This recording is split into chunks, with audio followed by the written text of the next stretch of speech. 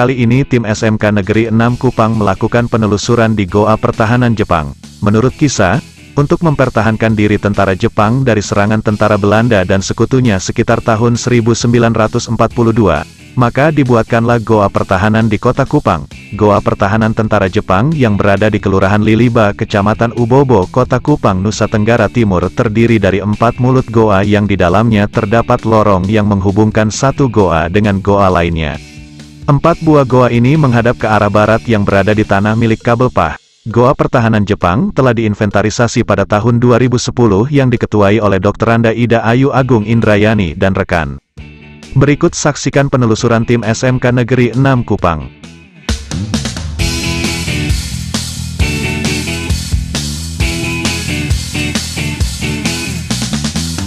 Salam sejahtera untuk kita semua. Perkenalkan, nama saya Mediana Hindari Kaput dari SMK Negeri 6 Kupang. Saat ini saya berada di Goa Pertahanan Jepang yang berada di Kelurahan Liliba, Kecamatan Oyobowo, Kota Kupang, Provinsi Nusa Tenggara Timur. Saya kini berdiri tepat di pintu masuk menuju ke Goa Pertahanan Jepang. Gua ini berjarak sekitar 750 meter ke dalam. Pemirsa, jalan ini adalah akses masuk menuju ke Goa Pertahanan Jepang. Jalan ini terdapat di tengah-tengah tebing dan juga ada banyak-banyak pohon jati yang dimana sudah mulai berguguran ya daun-daunnya karena memang musim kemarau. Mari kita lanjutkan perjalanan untuk melihat lebih jauh tentang keadaan Goa Jepang.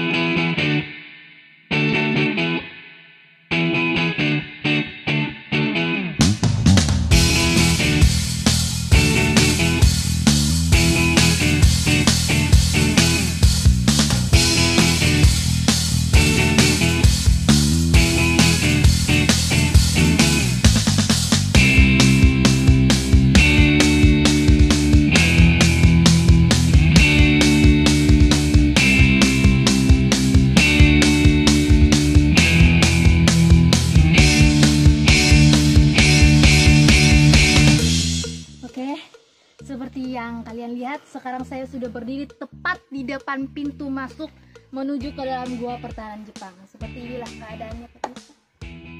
Beginilah kondisinya.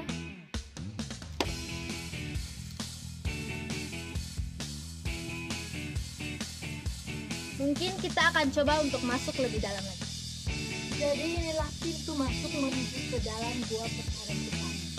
Seperti kita lihat, ini banyak reruntuhan-reruntuhan dan ya lumayan gelap ya. Untuk masuk ke dalam pasti akan lebih gelap lagi. Oke pemirsa, sekarang saya sudah berdiri tepat di antara pintu masuk Goa Pertahanan Jepang. Dan beginilah kondisinya. Di dalam terlihat sangat gelap ya, seperti gua pada umumnya. Adakah yang adik ketahui tentang sejarah gua ini? Tempat persembunyian Jepang. Oke, jadi ini tuh tempat persembunyian Jepang. Ya. Kami berencana untuk menelusuri gua ini, bisa atau tidak? Bisa. Ini adalah salah satu contoh kamar yang menjadi tempat persembunyian orang Jepang ketika berada di NTT, khususnya ketika berada di gua ini. Ini adalah jalan menuju gua kedua.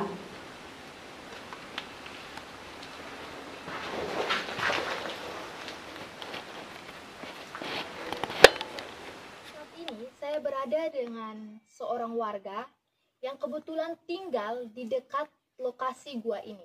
Oke, sebelum itu nama ibu siapa? Nama Yanti Lebaluji. Oke, saya punya satu pertanyaan.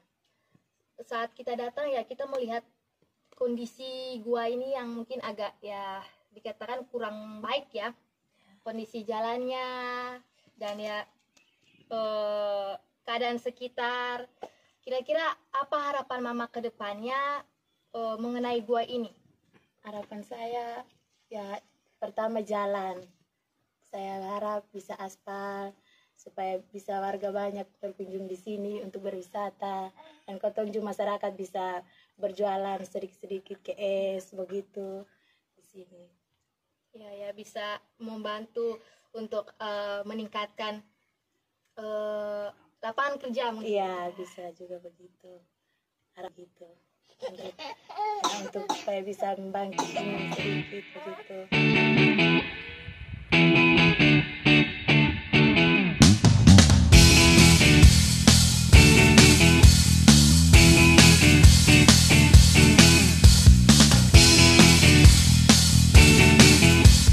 Saya sedang bersama dengan warga dari RT 28 Kelurahan Liliba yang kebetulan rumahnya berada dekat dengan Gua Pertahanan Jepang.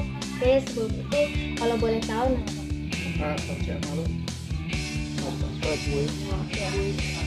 bagaimana pendapat Bapak soal kondisi akses masuk dan kondisi Gua Pertahanan Jepang?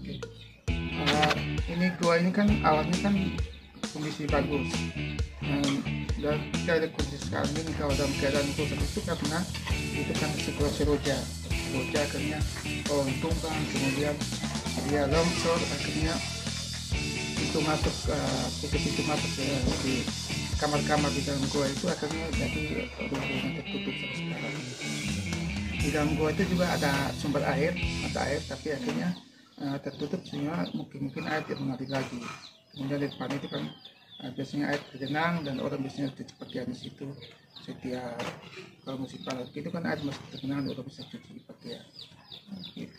Terus bagaimana harapan Bapak untuk kedepannya, mungkin harus diperbaiki apanya begitu? Ya ini kan aset, misalnya aset tempat yang penduduk kalau itu Jepang di sini kan mereka pakai ini untuk tempatnya untuk bernaung gitu.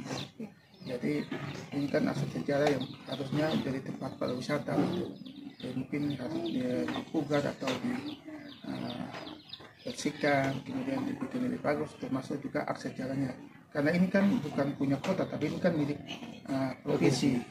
Jadi ini kewenangan nanti ada di dinas pariwisata provinsi, bukan di kota. Jadi, termasuk akses jalan, termasuk mungkin ada masalah dengan tanah atau sebagainya, itu